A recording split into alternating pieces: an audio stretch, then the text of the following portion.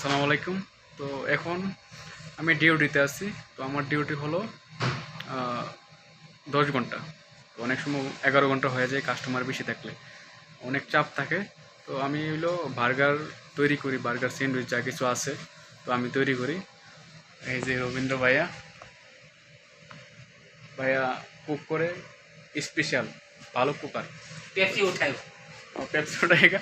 तो मैं আমি বার্গার বানাই। तो ऐसा আমরা उठाना पड़ता है देखो। उठाना पड़ता है। तो बाया नेपाली का है, तो अच्छा है एक में। তো কেএফসিতে বুঝছেন আসলে ভালোই, যদি বেতন একটু বেশি থাকতো তো ভালোই হতো। তো বেতন অনেক অল্প, অনেক সমস্যা হয়ে যায়, খাওয়া দাওয়া চলাফেরা অনেক সমস্যা হয়ে যায়, ফ্যামিলিকে আর উপর টাকা দেওয়া লাগে। বিদেশ মানে ভাই কষ্ট, বিদেশ না আসলে আপনি বুঝবেন না কতটা কষ্ট করা লাগে। বিদেশ অনেক কিছু ত্যাগ করা লাগে, সারভাইভ করা লাগে বিদেশ। তো আসি, পরিশ্রম করতেছি কেএফসিতে অনলি 2 বছর।